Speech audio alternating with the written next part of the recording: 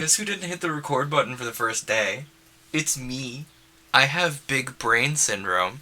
So, for the people at home watching through the VOD, all you missed was we pulled 4 blocks from the tower, 2 at the beginning of the game, and we drew 2 cards, the 9 of diamonds and the 4 of spades. The 9 of diamonds caused us to realize that our ship has had a sewage leak and we needed to clean it up. The 4 of spades caused us to realize that whatever this thing chasing us in our spaceship is, it can interact with our comms and speak to us, even if we can't understand what it's saying. So if you're a little confused by what the heck is that, the game we're playing is called The Wretched.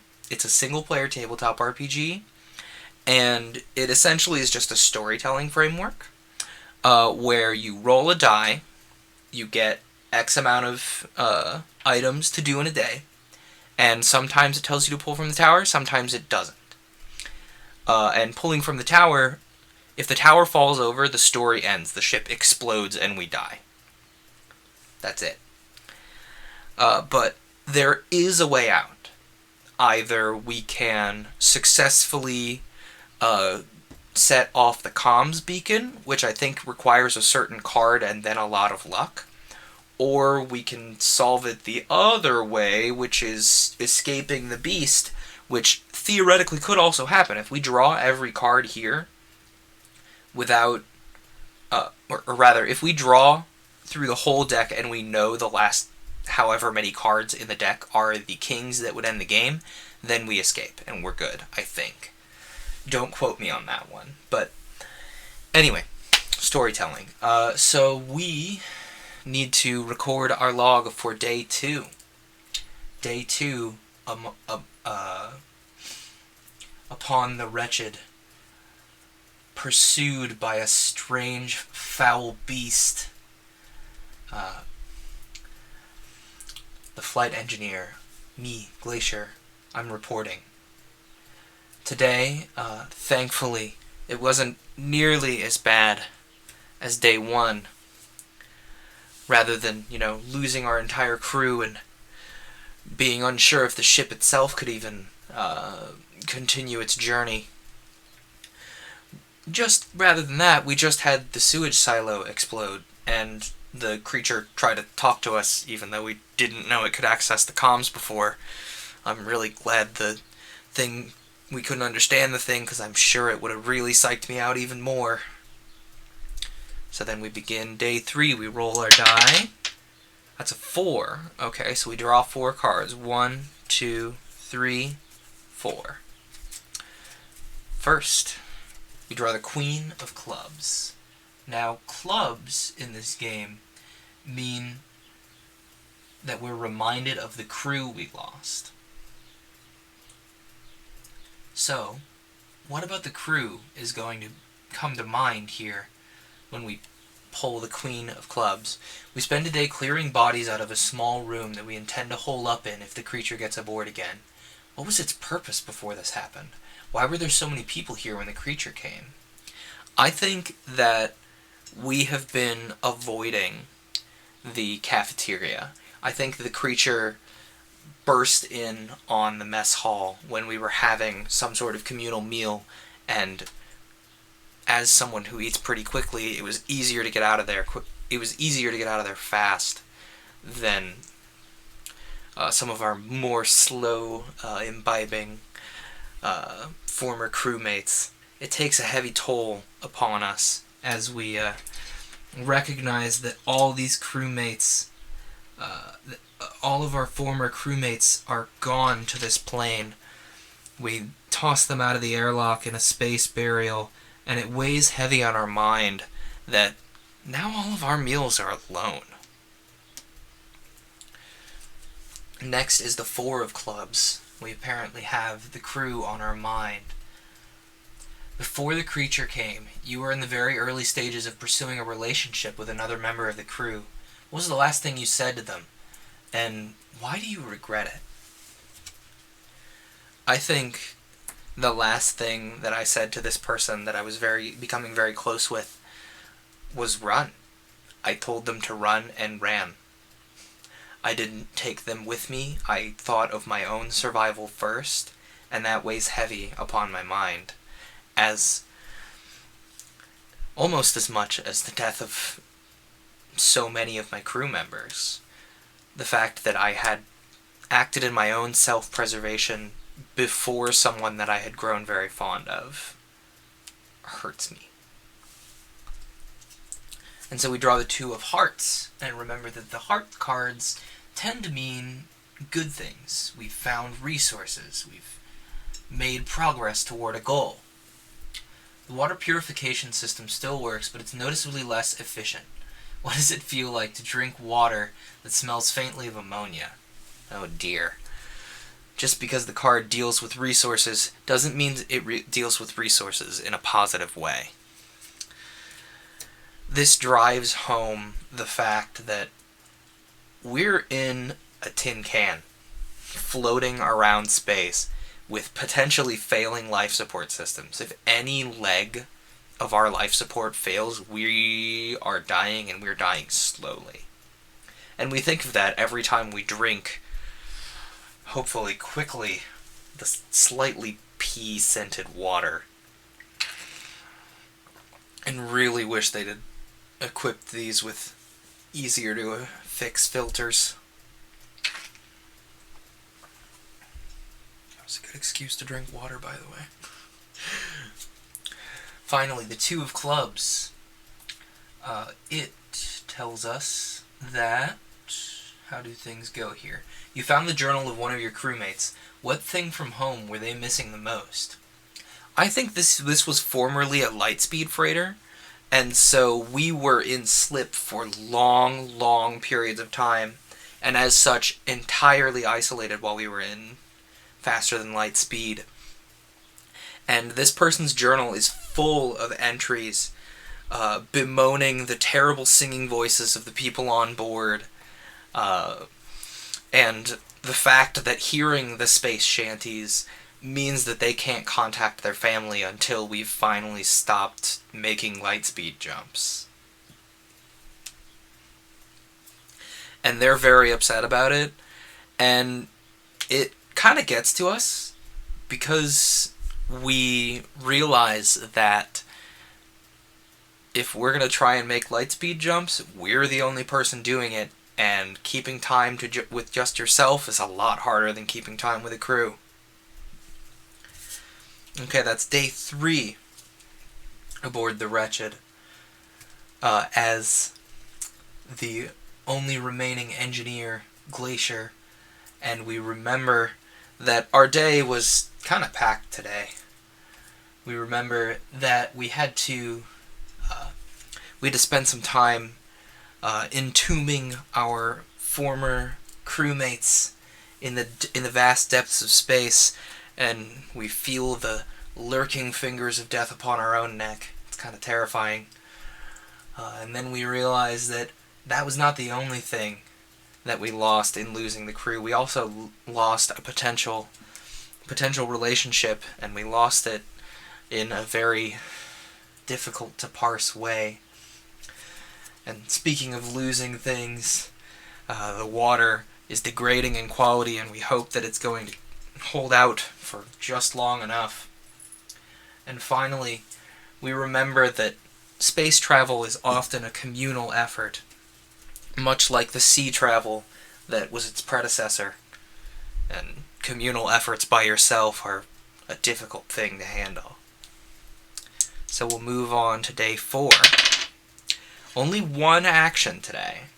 That's a good. We draw the King of Clubs, and it says that as you were passing the officer's mess, you tried to avert your eyes from the carnage inside, but you're sure you saw something move amongst the bodies of your crewmates. What do you think it was? We do not discard a king. We place it where you can see it, and if you draw all 4 of these, the game ends. The kings have obviously because they have a game-ending effect, they're a permanent.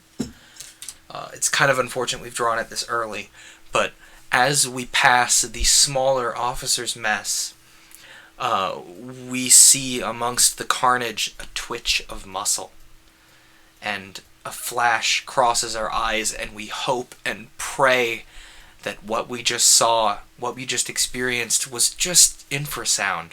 The strange interaction of those tones far below human hearing that tend to cause ghost sightings rather than, an actual ghost, or even worse, the creature getting a tendril into the ship. Either way, we're keeping that airlock sealed. And that's all that happens on day 4 aboard the Wretched. Unfortunately, day 5 has just as many actions. 3, 4, 5.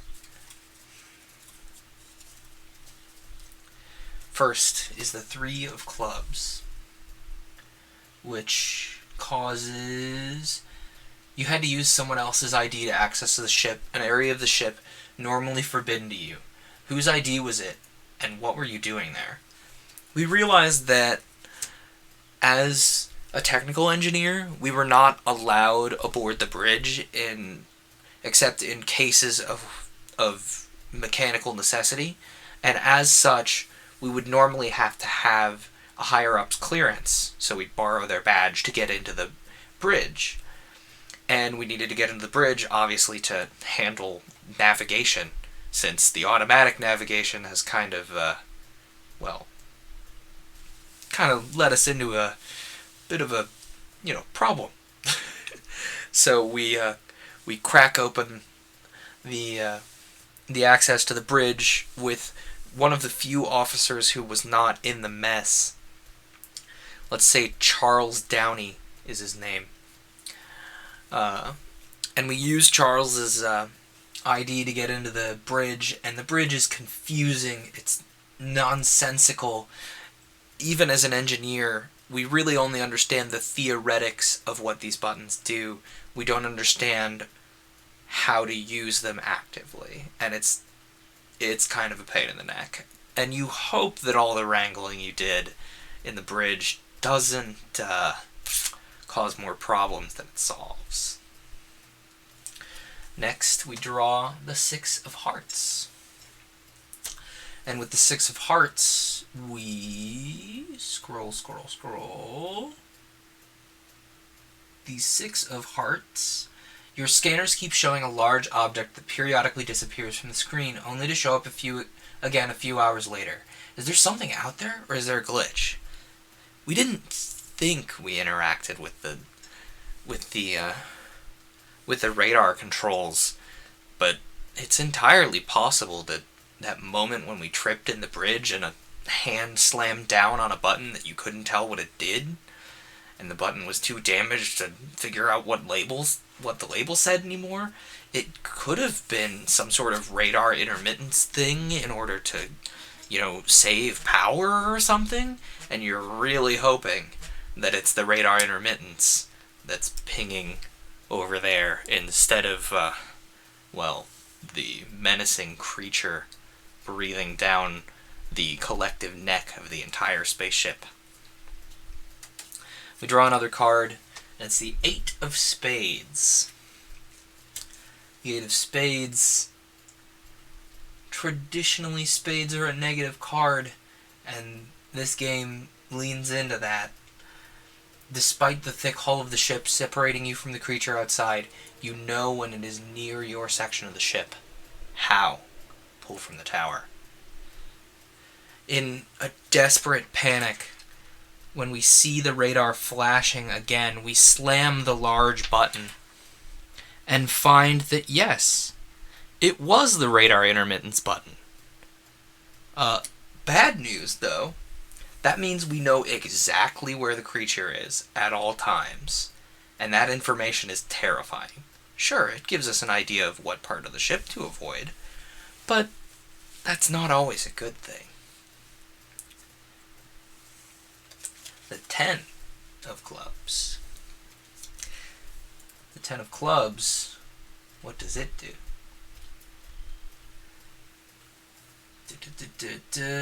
One of the crew died while holding a teddy bear his daughter gave him. What was the bear's name? The bear, creatively, was named Bear. But unfortunately, the lack of creativity in the bear's name just makes this discovery even harder for us as the single survivor of the ship.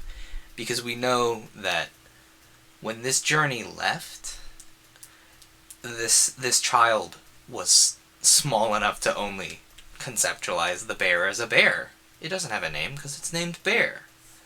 And by the time they would have gotten back, they were already sacrificing a few years of their life on this journey. It's hard to handle the fact that they wound up sacrificing all of the years of their life instead of the few they were bargaining for. And our last action of the day is the Queen of Hearts. So we'll scroll up to the Hearts section of the chart and see what we get here. The Queen of Hearts. The door lock system fails while you're in the bridge, and you have to spend a few hours forcing the doors open so you can get out. Pull from the tower. Unfortunately, our efforts in restoring the radar distract us, and a short occurs somewhere in the control board, and that short slams the door shut. The doors were designed to fail safe, after all, and when you're in the vacuum of space, any sort of failure means you need to seal the area. Even if there's no chance of vacuum taking the air away, you need to seal the area. And unfortunately, the short that took place doesn't allow us to unseal the door, so we have to sit there and wrangle the door open with a wrench, and it takes us a long time. What is this, day 5? We've already lost track of time. But day 5, we think, aboard the Wretched, reminds us that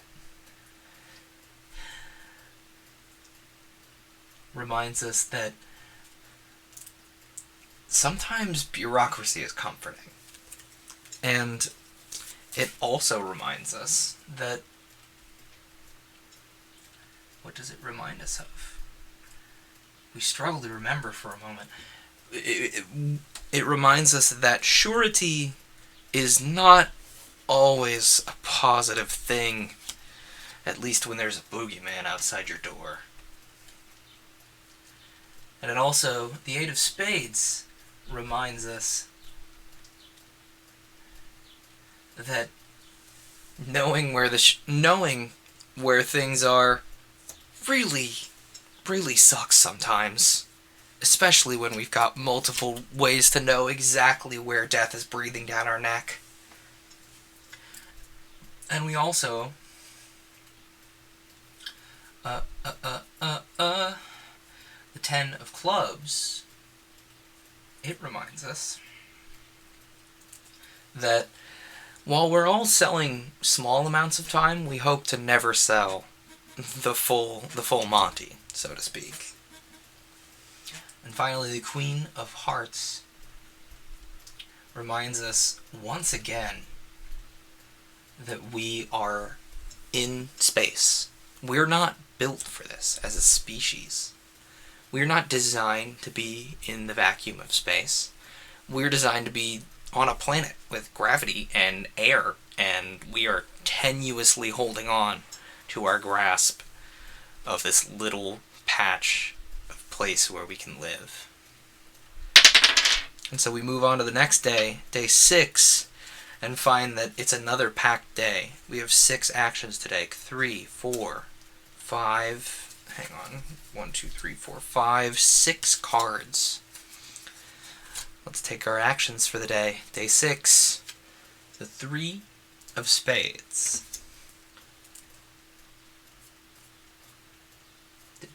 Let me scroll down. This would be easier with a physical book, weirdly. The 3 of Spades. Describe the way the creature moves across the outside of the ship. Pull from the tower. Knowing with almost pinpoint accuracy where the terrifying creature is, this allows us from being able to ignore the sound of it clanking and clamoring on the outside of the ship.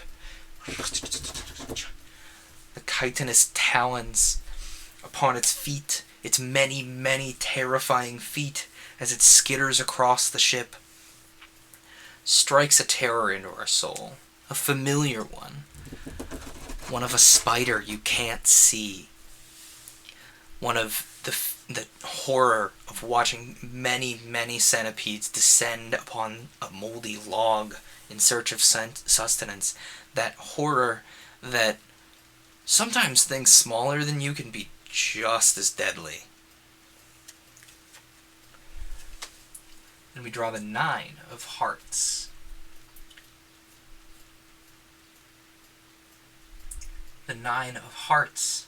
The proximity alarms keep sounding because the creature is on the outside of the ship. You have to disable them. It's because of the chitinous skittering and the terrifying noises. We're already on edge. And the proximity alarms certainly don't help.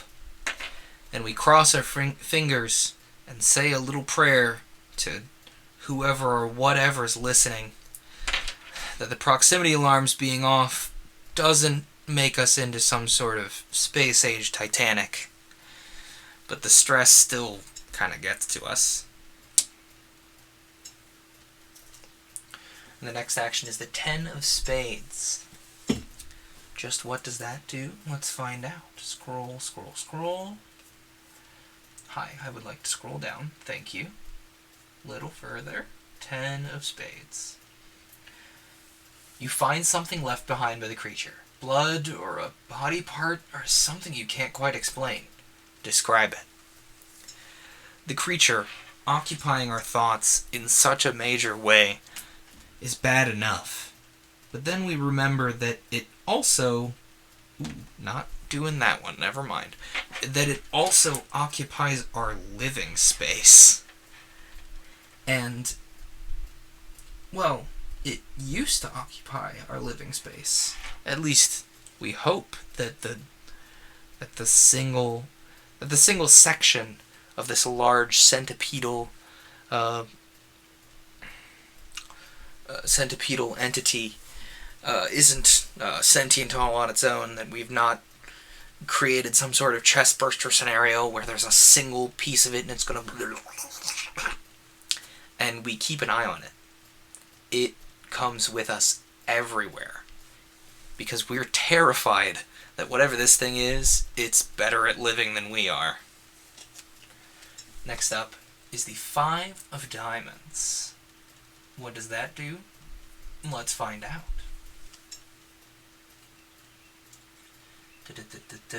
In its attempts to get back into the ship, the creature detaches one of the habitat modules and sets it adrift in space. You manage to seal off that area of the ship before the creature can gain access. Pull from the tower. We are very thankful for the automated air protections built into the ship as we hear the sound of rending metal, plastic, and whatever other materials are important in the building of the hab module, as one of the habitation modules rends away from the ship, and we realize that oh no, this thing is not only a lot better at living than we are, it's also a lot stronger than we are. And once again, spinning in the void is such a tenuous experience that yet we, in the modern age, try to forget. Because space travel is essential, right? We need to expand, see what the galaxy has for us. Right?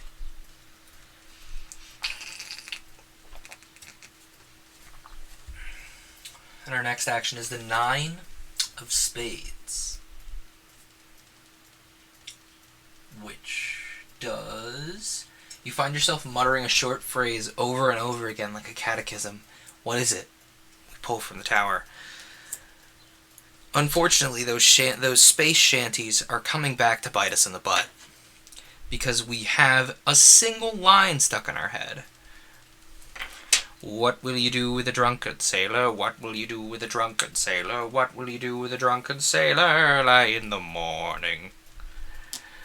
And, unfortunately, that's all we can remember. We can't remember any of the verses. You weren't the chorusman. You weren't the shantyman. And now the verses are written down. That's such an old Earth song that everyone's expected to know it. All you can remember is the chorus, and it sticks in your brain like the world's worst earworm. An earworm you can't fix. It's very frustrating. Finally, our last action for the day is the 9 of clubs. One of the crew told you all about a terrible dream they had a few days before the creature came. In hindsight, they were having a premonition of what was about to happen. Why did you all ignore them? The premonition, as premonitions do, came steeped in confusing mysticism. The premonition wasn't direct. It was just this crew member imagining many, many times over throughout a whole night that there was the feeling of a centipede crossing their chest. And every time they shot up, bulleting sweat, horrified that somehow a bug from whatever alien planet we had landed on had broken containment and gotten into the ship. And they told the rest of the crew, but the rest of the crew just kind of waved it off like, there's no way it's a single bug. Just squash it. Spray some bug spray. It's fine. There's no way it made it through all of these things. In hindsight, that was definitely someone sensing the giant centipede and ensconcing the ship slowly. That's day 6. But what did day 6 hold for us? It held a great many things. But most of all, first of all, anyway, it held that sometimes the monster you can't see is a lot scarier than the one you can, even if you can still hear it. The human mind fills in as many details as it can. And another part of the day boiled down to the fact that sometimes false alarms are just false positives. The alarm itself isn't inherently false, but disregarding all the positives is a little dangerous. And other than that, later in the day, we learned that sometimes, even if you can't understand something consciously, the human subconscious can put together a lot of information. Whether it's doing it correctly or not, that only comes to pass in hindsight. And also, no, not the sewage. That was a couple days ago. Our grasp on time grows ever more tenuous as we look over our shoulder, terrified of what this monster could be. And we're glad that this monster doesn't affect our brain, unlike all of the random pieces of music and whatnot that stick to our brains.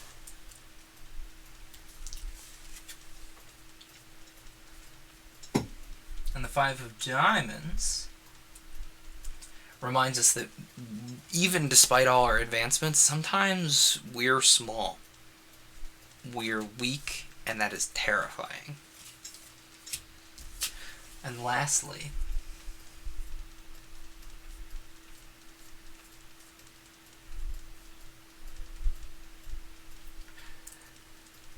this creature, we don't know what it is.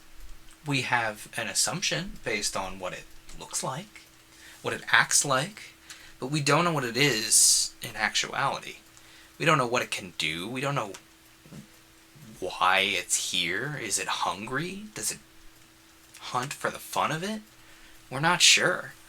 It's honestly the first thing we've encountered that's properly alive.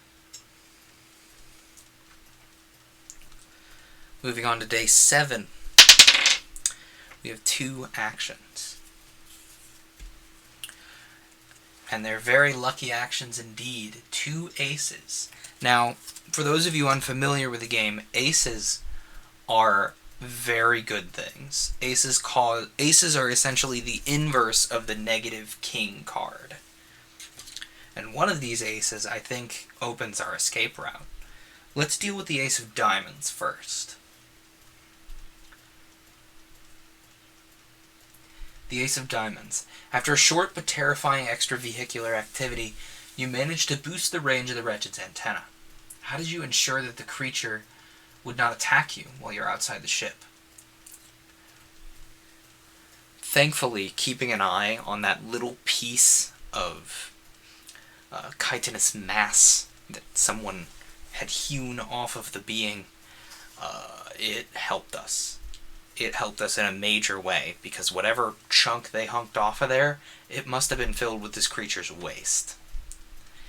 And that means that we can hide from the creature.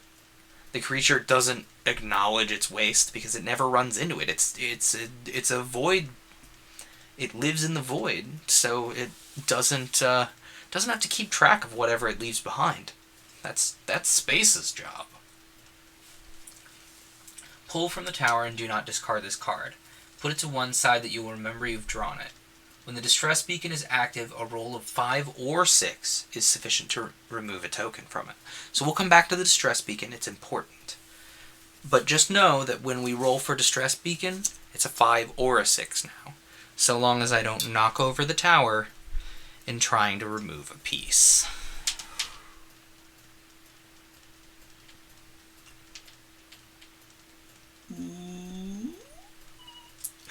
And we can see the tower wobbling, which is terrifying. Definitely not scary at all. Okay. Whew. Okay. So, now we can deal with the other ace. The ace of hearts. After days of trying, you finally managed to repair the distress beacon and activate it. We pull from the tower and put the ace to one side and place 10 tokens on it. At the end of each day after recording your log, roll the dice. On a result of 6, remove a token from the card. If we remove all 10 tokens, we win. Someone picks up our distress beacon and saves us. And because of the ace of diamonds we drew earlier, it's a 5 or a 6. Provided we can get one piece out of the tower, anyway. E,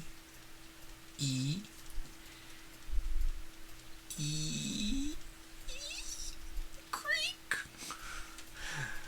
Okay. Don't fall over. Whew. So today, day 7 upon the Wretched, was a very, very good day. It was a very productive day. Not only did we fix the potential holes in the ship, we also fixed the distress beacon that'll get us out of here. There is a glimmer of hope. Let's hope we can hold on to it. Now, instead of keeping track with physical tokens, I'm going to keep track in chat every time we roll a 5 or 6. So we roll for the distress beacon. Come on. That's a 2. No dice. Alright, day 8 upon the Wretched. Another horrifying day amongst the void. And we have 3 items for today. Hopefully they're good items. First of all is the 3 of Hearts. While you slept, the fire suppression system was activated. What caused the fire? How do you make sure it doesn't happen again? Thankfully this time, the fire was just the mess hall kitchen. You left some sort of automated system on that would normally automatedly produce food for the whole crew, and it scans the ship for how many people are alive, and finding only you, it kind of freaked out and started a fire.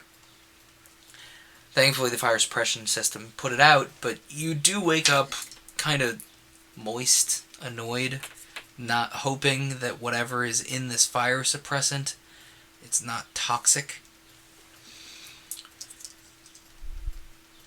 Oh no. Uh-oh. Uh-oh. Okay, whew. We just... Okay. Whew. We just barely got that piece out of the tower. This is not looking good. Our sanity is beginning to wear thin, and so is the ship. Don't fall over. We just gotta make it through this day so we can get another distress beacon pull. And next up is the 2 of Diamonds. What does that entail? Time to find out. Shortly before your engines failed, the ship was struck... Oh, sorry. Shortly before your engines failed, the ship was struck by a small asteroid that didn't appear on the scanners. Oxygen has been slowly leaking out of the hull where it's been hit, but you spent a few hours fixing it. The patchwork we did earlier, yesterday, on the distress beacon and everything, spurs us on to try to fix the small asteroid hole from earlier, and we hope that the proximity alarm that we turned off earlier doesn't lead to another one of these asteroid situations. And our sanity continues to wear thin.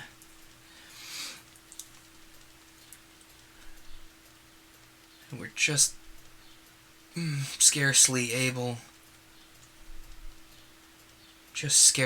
to hold on for just a moment as we do our darndest to not think about all the air in this ship and how little would be left if we experienced another hull breach. And finally, the 10 of Hearts. The life support system keeps making an unhealthy grinding noise, and you don't know what the problem is. What will you do if it fails? Our mind drifts back to an earlier day, and the realization that our life support systems aren't designed to go particularly long without some sort of routine maintenance, and this run was supposed to be the last run before routine maintenance took place. The air purifier makes a terrifying grinding noise, and we hope that that smell of smoke in our nose is just negative thinking. So let's roll for the distress beacon. That's a 2. No luck with the distress beacon. Nobody catches our pings. Tell you what, because we're recording this, I'm going to skip the overview sections.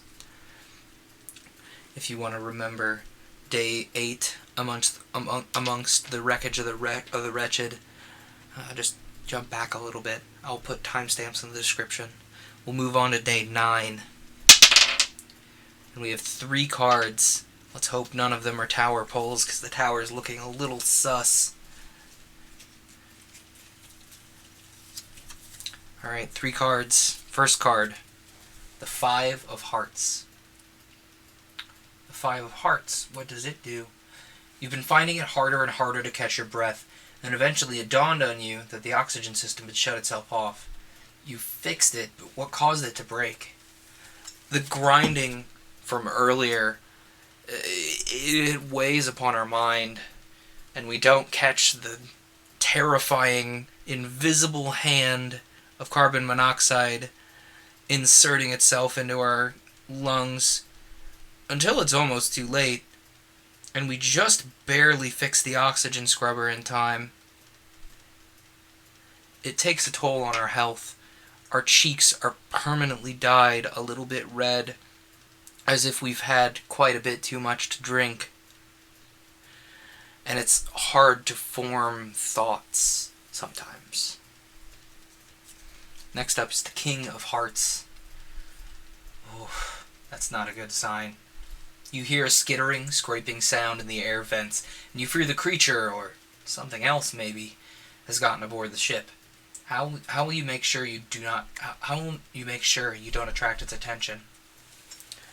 With the second king, our game is almost halfway over, confirmed, and we realize that skittering in the vent It's not the air system freaking out. It's not some sort of algae buildup. It's not some sort of soot from the engine.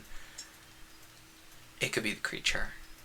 We lost track of that little section of it we used to hide ourselves during fixing the distress beacon. We don't know where it went. It could have grown back. It could have done anything. The creature could be anywhere, everywhere. We don't know. We don't check the radar often enough. This thing could kill us before we can get help. And it could do it very easily. And that's terrifying. Finally for this day is the 6 of clubs, which which member of the crew jumped into harm's way to try and protect the others, and how much time did they buy you all? Despite there being an automated cook for the mess hall, people prefer to have food made by a person. There's those little margins that a machine can't keep track of, those little changes in a recipe that allow for variance. And variety's the spice of life, after all. And so, every ship, while they don't have a legally designated cook or anything, there's always someone who feels like they can cook. Feels like they've learned some culinary skill in their life. And they put it to use. Unfortunately, the cook was one of the last people to jump in the creature's way. They jumped in front of the creature as you were running away in a panic and kicked it in whatever chitin looked like its face and slammed the airlock door open.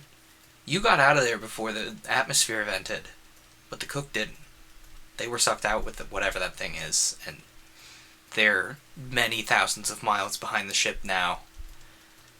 Freeze-dried, terrified, and dead. So let's, on a hopeful note, roll for the beacon. Come on! That's a 2. No dice. We'll move on to day 10. Oh, 6. Oh no. 1, 2, 3, 4, 5, 6. Oh, the King of Spades. The creature's closing in. It's not good. The past few nights you've been dreaming about the creature. What happens in your dreams? As if our mind is laughing at us. Unable to let go of that premonition that a former shipmate had. Now we're dreaming of small centipedes crawling across not only our chest, but our whole body. At one point, we wake up slowly from trying to get every ounce of sleep we can and find that one of them is crawling on our tongue. The skittering of the individual legs fades as you taste some sort of rotted, fetid, terrible taste that, despite tasting rotten, also tastes of sulfur and gunpowder. As you remember your hand in a panic slapping against your face, leaving a little bit of a bruise along your cheek, you remember that space was always described as smelling like gunpowder, like burning like a metal. And that's probably the last thing you're going to smell, other than maybe your own blood. It's terrifying. It gets to you. The Queen of Spades. What do you imagine the creature calls itself? You realize that this thing, it seems sentient, sapient. It's been trying to talk to you. And then your mind flashes back to a whole genre of literature that was mostly abandoned in the escape from Mother Earth. the genre of cosmic horror, realizing that most of the cosmos did not have its talons out for you. That was just one piece, we're good. Kind of killed the edge of the cosmic horror vibe. But you realize that this is a cosmic horror. It has a name. You shy away from Yog-Sothoth and Cthulhu and any other known names, and you settle on something guttural, something that this thing has repeated to you many times, and you hope that it's its name rather than some sort of cry. Some sort of cry for your flesh, some sort of cry for war. And you grasp onto that cry for just a moment, and then your mind lets go of it, as if to acknowledge that dwelling on this is not going to get you out of here. Up next is the Four of Hearts. What does that do? Let's find out. Scroll up to see what the thing is. Your comm system blinks into life, picking up garbled chatter from far-off vessels. It falls silent before you can signal to them. What were they saying? All you catch is the standard come in, central command, call signs.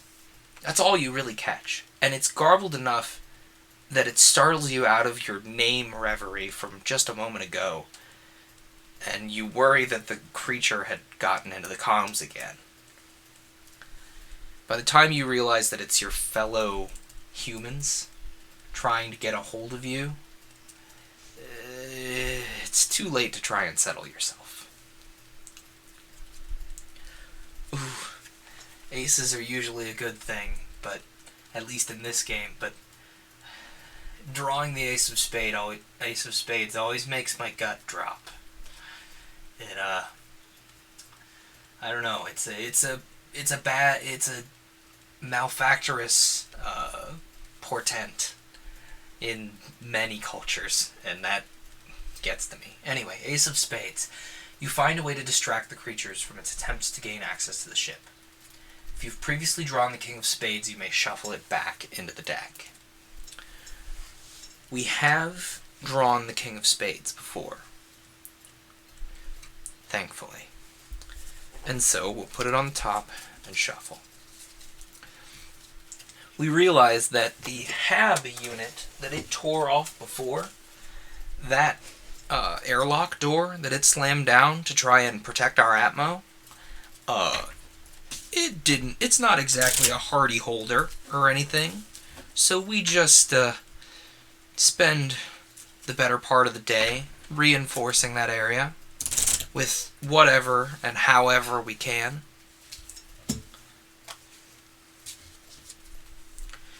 The Ace of Clubs, our last boon. Let's find out what it does for us. While rummaging through the crew quarters, you found a tool you've been in need of. The next time you're told to pull from the tower, you may choose not to. I think let's incorporate this into the narrative. We were searching for some kind of welder to, merge some leftover armor plating into this somewhat flimsy airlock door, and it seemingly appears out of nowhere as we're frantically scrabbling around the bridge. It was the one tool we couldn't find. No wonder we couldn't find it. It was all the way up here. Finally, the Jack of Spades.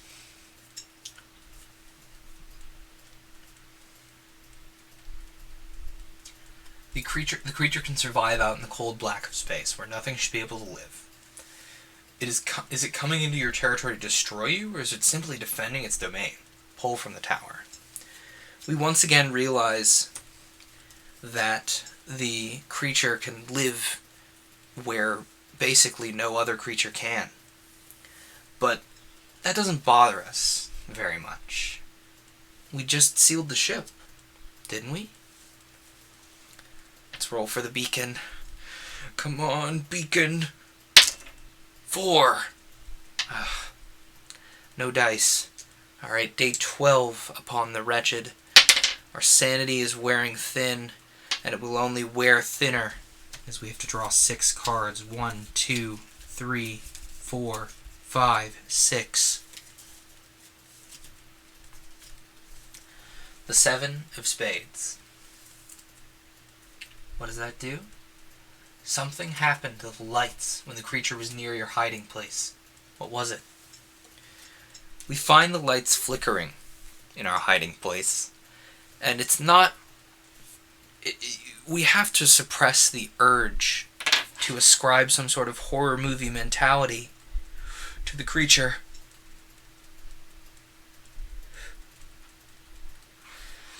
And then we realize that the blinking of the lights... No. We realize that the blinking of lights, it spells out Morse code.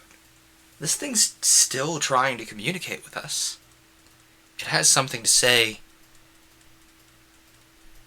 and it's learning to say it. And that's terrifying. The 8 of Diamonds.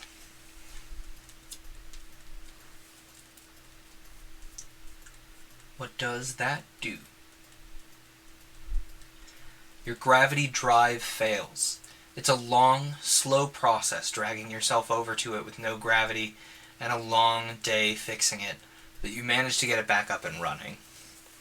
All of a sudden, as we're trying to not focus on the dits and dashes blinking above our head,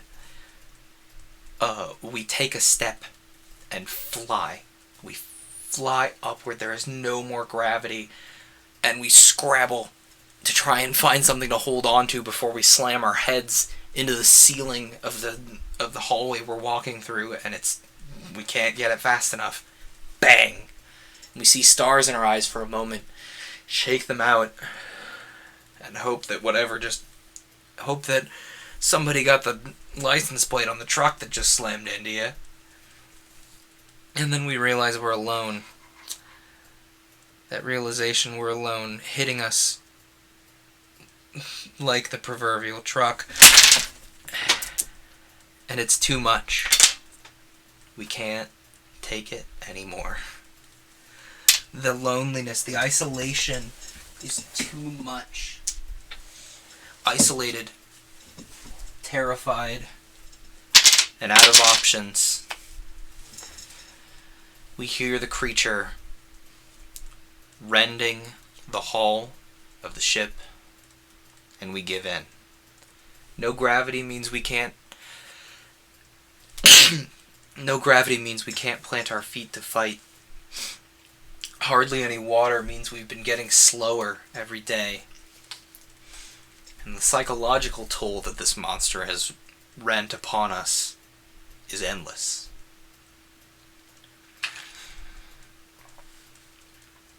And the last remaining member of the Wretched falls to the terrifying, horrible, hungry maw of whatever this monster is. And the last thing that the camera sees is a single tear rolling down the face of someone who's actively being disemboweled.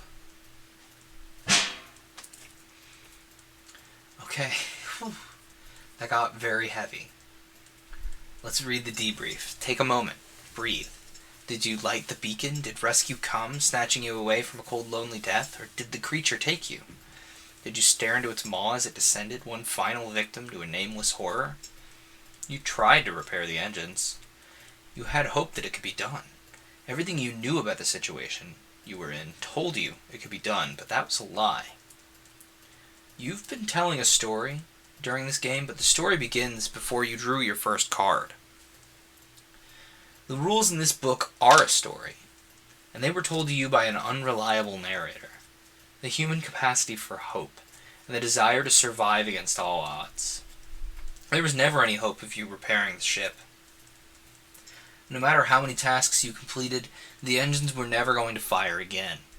The best you could do was to survive for long enough for help to come, and even that was unlikely. You were doomed from the start, and somewhere inside you, you knew this, even as you were desperately clinging on to hope. You may not have survived, but the log of your final days lives on, and this log will live on, unlike the siege of the library. What becomes of it now?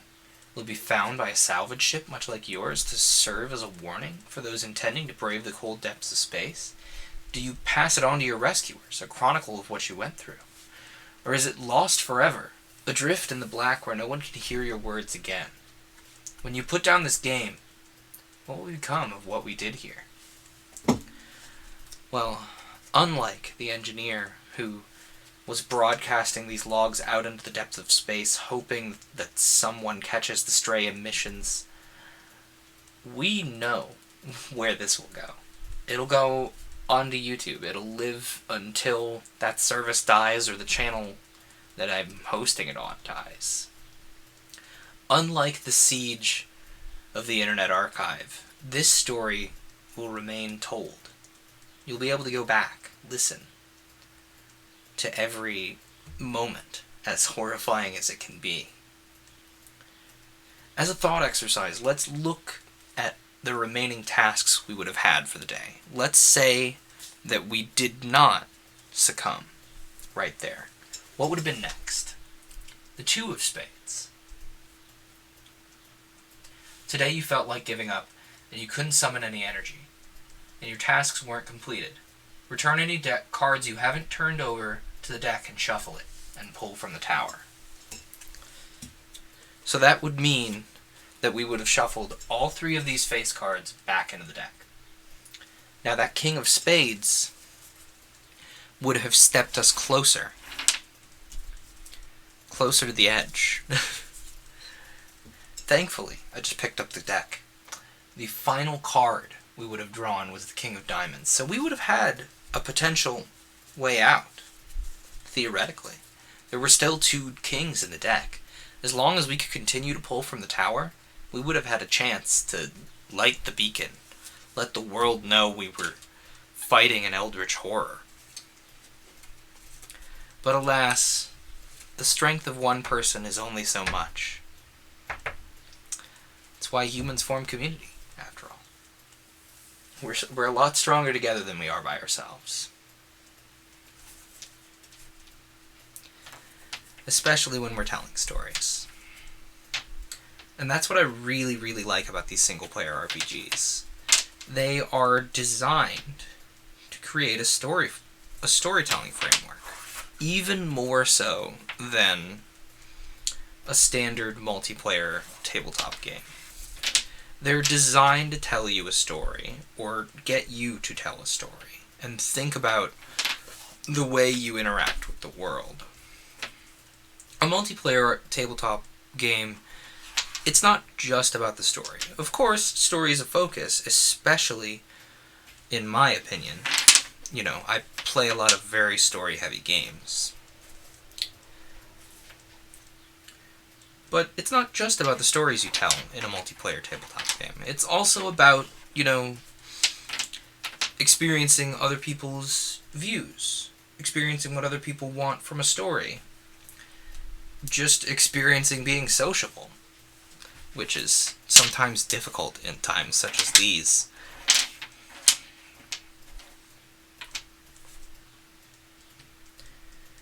And admittedly, those multiplayer games are a lot easier to quote-unquote win.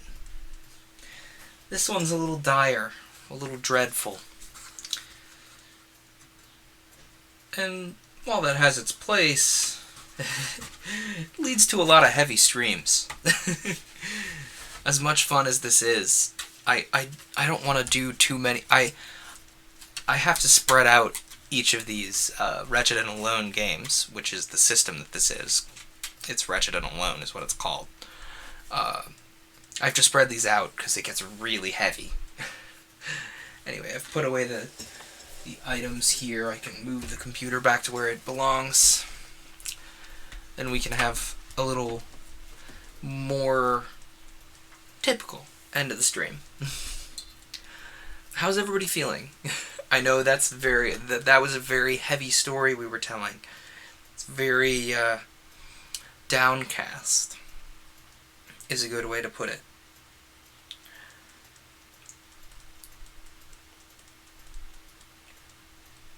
Apparently, Twitter still thought I was playing Jet Grind Radio. No, no.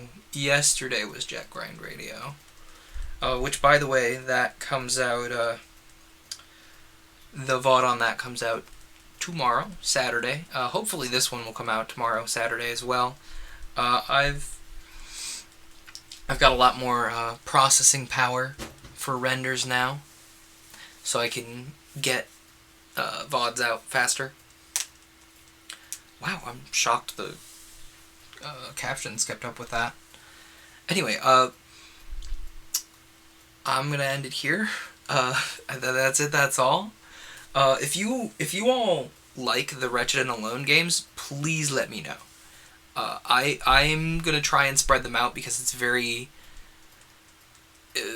sad. They're very sad and they're very serious, and I don't want that tone to invade more of my stream than it needs to. But they are very entertaining. You know, that moment of panic as you disassemble another piece of the tower, or roll hopeful that you're going to activate the escape clause. It's very exciting. I think next time we do a Wretched and Alone game, I'm going to start with the Ace of Hearts active, so we have the beacon from the beginning. That makes the game a little easier and a little less prone to being so bleak. Let me pull up a link to the rules of this game, the Wretched. It is a physical game. You pay $8 or more. There is a bundle it's in right now, a small press games bundle. But I really like the Wretched. Yeah? Okay. Perils of living at home. Anyway, this is the link, the Wretched. It's a good storytelling framework. It tells very sad stories, but there's that tinge of hope, you know? I might, bend the rules for Wretched and Alone into, more of a positive single-player experience. You never know. I have worked out a way to play tarot card-based games without actual tarot cards. So keep an eye out on that. I'll keep you all posted. I have several games I need to modify with that. Anyway, I'm blithering. I need to go eat food. That's it. That's all for stream. I hope you all have a wonderful week.